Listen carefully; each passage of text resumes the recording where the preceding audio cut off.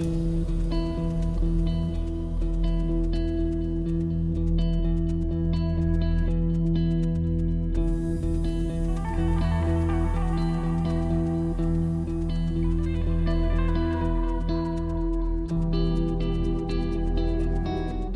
students, my name is Dr. Indu Kashyap, working as a professor in Department of Computer Science and Engineering, Faculty of Engineering and Technology, Maharashtra International Institute of Research and Studies. Here we attempt to provide you a jargon-free introduction to data analytics, which is quite a buzz these days. This video is specifically meant for the people who are yet to take their first step towards data analytics.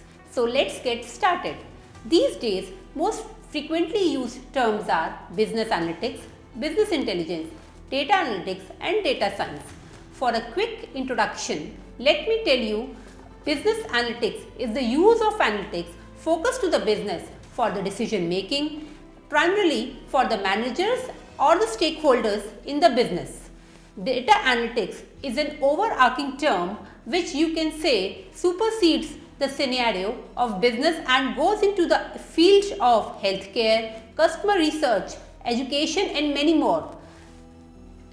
Business analytics can be a subset of business intelligence, that is a mix of analytics and a lot of analysis which might come from your understanding of the processes and the way your processes flow, that is with an incursion of subject matter expertise.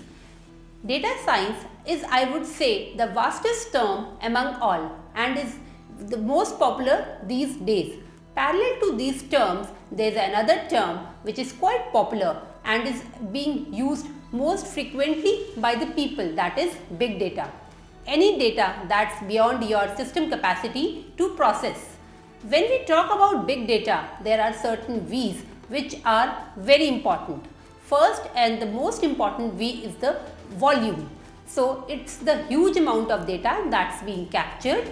Then is velocity, so it is getting generated at a very high speed. And the third important V is veracity, that is accuracy of the data that's been captured. So the big data is more technical owing to the aspects associated with its storage and the processing speed. Gartner says that data analytics can't be ignored. Analytics will drive a major innovation and disrupt the established business models in the coming years. Technical professionals need to adapt with the data and analytics architecture to meet the demand of analytics everywhere. McKinsey says that there will be shortage of talent necessary for the organizations to take the advantage of big data. By 2020, the United States alone could face a shortage of 140,000 people with the deep analytic skills as well as 1.5 million managers and analysts with the know-how to use the analysis of big data to make effective decisions.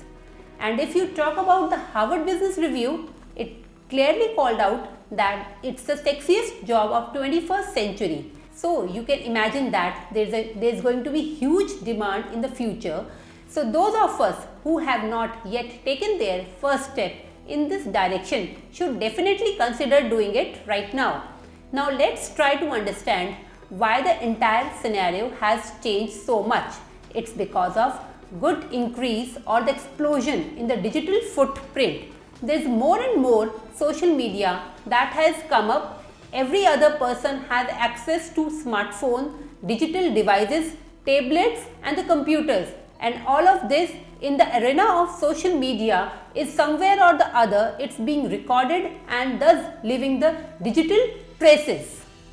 So our access to the internet of things, social media, all of these put together have led to a complete explosion in the availability of data, and to put it into the precise numbers, it's 0.79 zettabytes of data was generated till 2009, and between 2009 to 2011 you can say that 1.20 zettabytes of data that's being generated, and it continues to increase. In fact, it's anticipated that by year 2020 35 zettabytes of data will be there, and those of you who are not familiar with the zettabyte, Just assume that it's a lot and lot of data. Data scientist is basically an amalgamation of three skills. Number one is coding. Then coder is a person who can write the codes, knows the programming language and has a comfort in doing the programming. Second required skill is of statistics. It's the people who are very strong into the area of mathematics, and the third would be the business acumen. So data scientist is not just one skill, it's an amalgamation of three skills: the coders, the mathematicians and the business people. So you can see that there's a data scientist is a balance between these three skills. Now it's quite possible that some of us do not have a background into coding, but we can still make a career into data analytics. Talking about the types of jobs, you can see there are multiple categories of jobs. So there are data driven decision makers. Of course, they are highly paid to the data analysis, and there are analytics, and that the people will always have an edge compared to the others.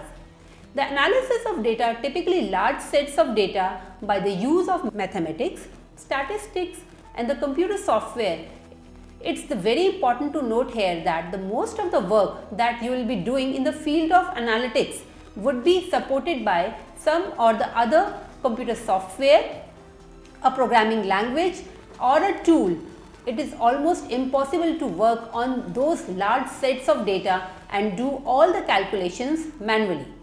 Talking about the languages and the tools, initially the tools to perform advanced analytics were only available, while the licensing and the companies used to bear a hefty cost. It was always limited to some large size corporations, but now there are ample open source solutions that these are supported by large communities across the globe that are constantly working on these open source solutions, and these come quite handy for all the data enthusiasts. The two most popular languages are R and Python. Both offer the integrated suites of the software facilities for data manipulation, calculation and graphical display. So these are the three types of analytics. First one is the descriptive analytics that describes what has already occurred. It helps the business understand how things are going on. So this is preparing a summary of that data and trying to understand. This is most reactive in nature. Predictive analytics, which is most popular, when we talk about all the types of analytics, it tells us what will probably happen in the future as a result of something that has already happened. And the prescriptive analytics is our action that we should take when we know something is going to materialize. So these are the three simple forms of analytic. Now we'll discuss data analytics with the help of some use cases. Text analytics can be used to analyze customer sentiments. Let's say we are in the business of providing technical support to the customers, and we provide the technical support through a chat-based medium where the customers type their concerns and we immediately on a real-time basis try to cater to their requirements. Now, if a customer is repeatedly using these words like repair, not working, slow, so there could be another set of words like trouble, frustrating, waste, refund, return, escalation. So now if you see that most of these words have a negative connotation, so have to prevent these things from happening, and we can take a charge of the situation immediately with the help of data analytics. Now talking about the crime, here we are talking about the India, and we are talking about a problem of tiger poaching. So what happened is there are a lot of groups that are into this business of tiger poaching, and they assume that there is some superstitions or belief that exists that tiger bones can be used for making certain medicines which are a solution to certain incurable diseases. Now this has been happening for years, and with the help of data analytics, computer codes were written and about 25,000 data points have been analyzed, which helps in narrowing down on the certain hotspots where the tiger crime was more likely to happen, and this helped them to prevent and control the tiger poaching. Now talking about the healthcare analytics, and this is a very important and well known study called Framingham Heart Study. It was performed in the United States. So it's the name of the town where the people participated. What it enables you to do is to when you go to a site, you will be able to see that putting your characteristics, you can very well figure out what is your risk score to acquire a cardiovascular disease, say in the time frame of 10 years. So you can generate a Framingham risk score that tells you that you are prone to have a heart disease given the kind of habits that you have right now. And it's an interesting area, so you can see that it's not just in terms of business applications, not just about targeting the right customer for a promotion. It goes on much beyond to prevent the crimes. It goes on to save your life, ensure that you live a longer and healthier life. It can be applied to almost all the industries and the sectors. That's why it's fair to say that world around us is changing and we need to equip ourselves with the right set of skills.